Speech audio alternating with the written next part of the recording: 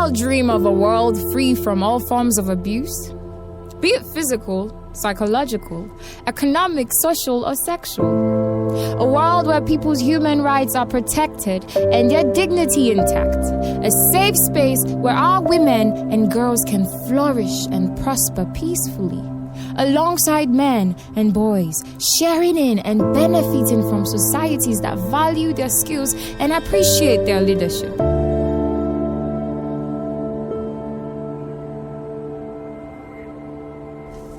A world where we can walk down the streets confidently, happy with the hope that today is going to be a better day.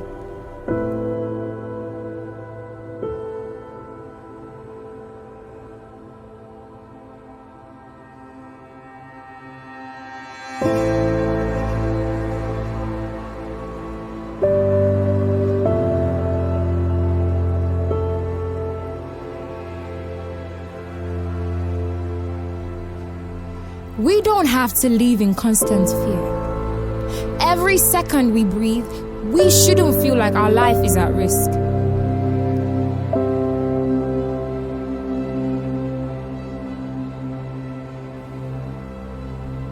Not all sexual activity among adolescents is consensual. Young adults can be victims to or are perpetrators of sexual and gender-based violence.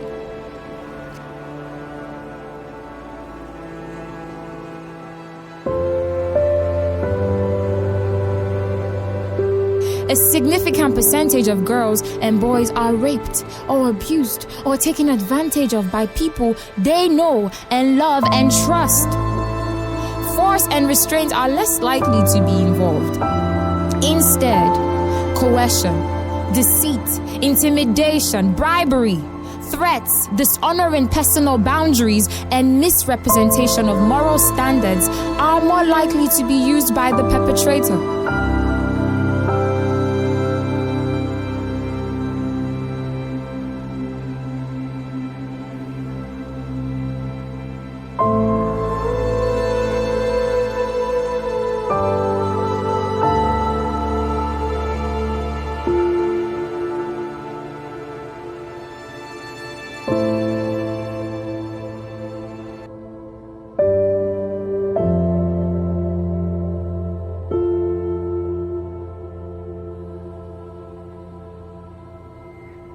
Our society often justifies the act of rape by the way it defines masculinity and manhood. They are described as dominant and sexually aggressive, while womanhood and feminism is perceived as submissive and sexually passive.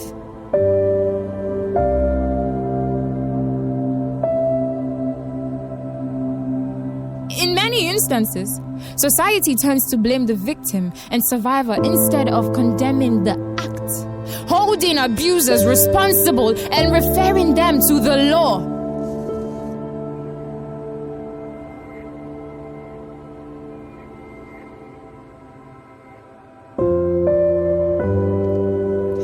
Your pride, your dignity, your confidence, your life, all gone.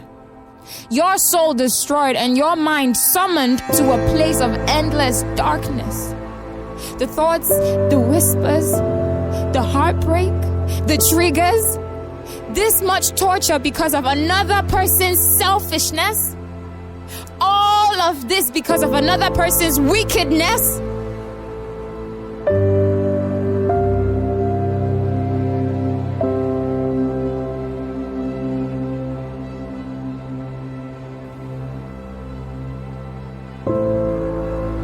Often rape and defilement cases are trivialized and made fun of by society, watering down the seriousness of the offense, ignoring the survivor's trauma, and making it sound as if it is acceptable and normal.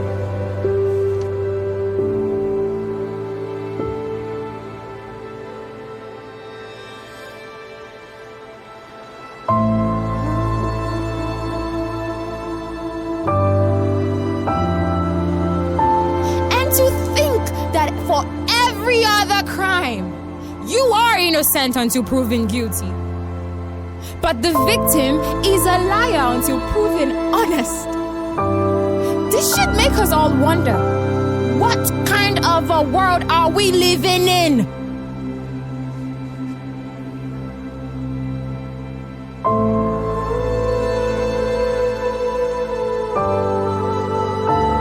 And then there's the stigma. The fingers pointed at you. Society intimidating you into silence, making you feel it was all your fault. Victim blaming is one major challenge survivors of rape and defilement are subjected to. Why should the victim be held fully or even partially for the harm that befell them?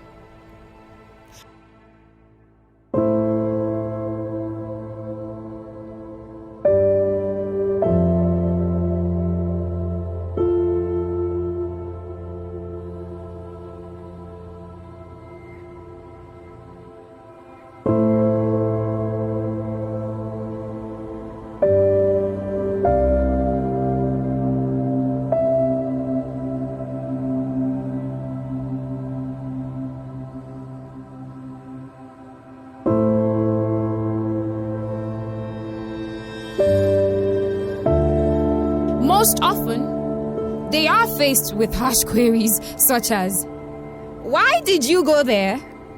She asked for it. Why was she dressed that way?"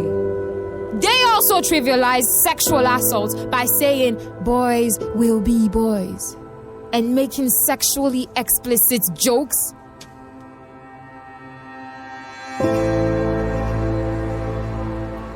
And to think that a survivor's inability to pay for medical fees serves as a barrier to the survivor's access to justice. Most people who fall victims to sexual abuse cannot and should not have to pay for their medical report. Victims of rape are often poor and are not able to afford to pay for their medical report, which can be up to 800 Ghana cedis. Why should victims of abuse, regardless of what they make, be re-victimized by society's systems all over again and made to pay for their medical report to get justice for the abuse that they have suffered?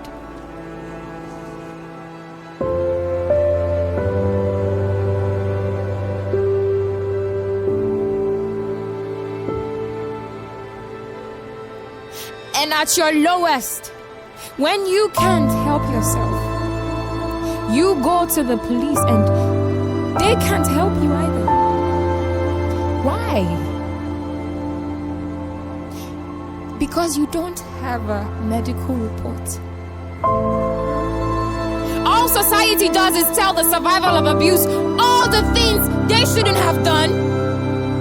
You shouldn't have passed there. You shouldn't have dressed this way. You shouldn't have done that or that, and you might not have been violated. Every single day, another person walks these streets looking around in fear and asking, "Am I next?" He clearly doesn't think about what his actions will do to her.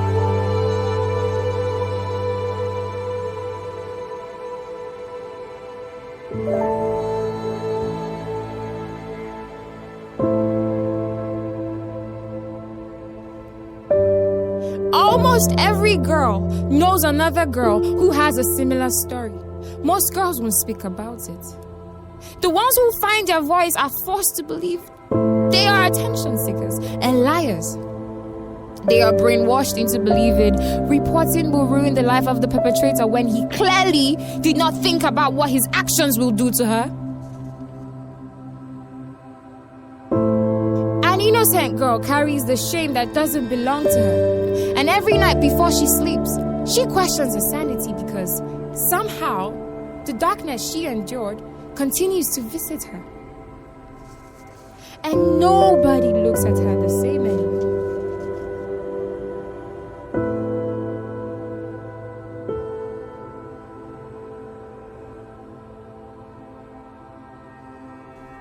When they look, they don't see a girl. They don't see a human. What they see, a victim.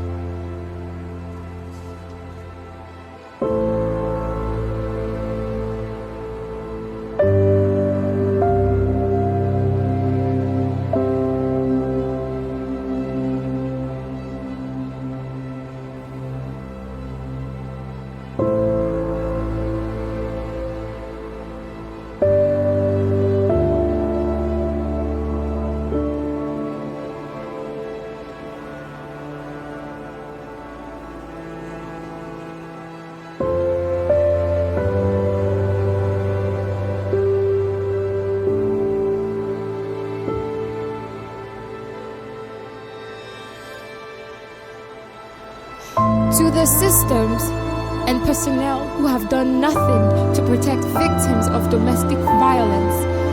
All there is to say is shame.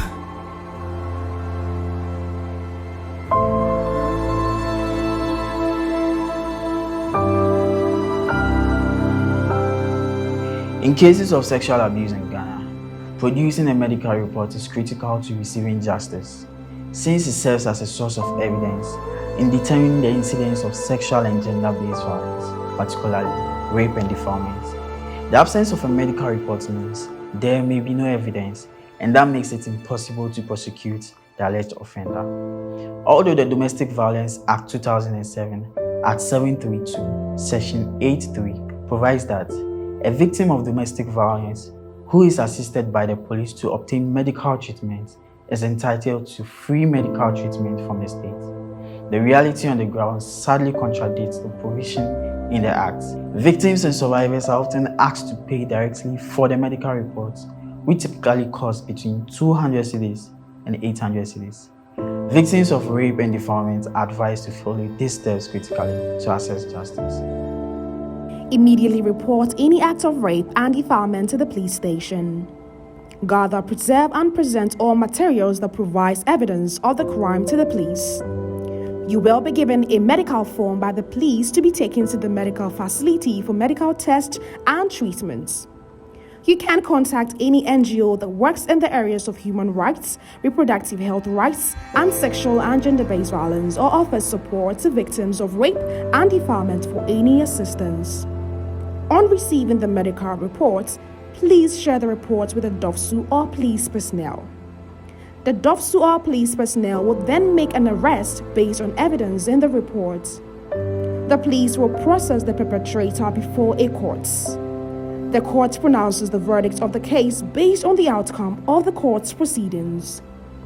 Rape and defilement are both considered sexual and indictable offenses that calls for punishment of a minimum of 5 to 7 years and a maximum of 25 to 27 years. It is our collective responsibility to change the existing acceptance of sexual assault and our attitudes towards sexual and gender-based violence. We must also put pressure on the authorities to remove medical fees for victims of sexual assault and defilement. And to the rest of us who hear these stories and witness these abuses, and the first question you ask is, what was she wearing? Shame. To report rape and sexual abuse cases, call the DOFSU hotline on 055-1000-900 or the Ministry of Gender's Domestic Violence Secretariat's WAME platform on 0800-111-222. You can also call WiLDAF's hotlines on 020-3895-226 or 055-6233-474 or 020-262-7081 for any assistance. For information on sexual and reproductive health as well as sexual-based violence, dial toll-free numbers 321 on Vodafone and 5100 on MTN. It's time to say enough to sexual and gender-based violence.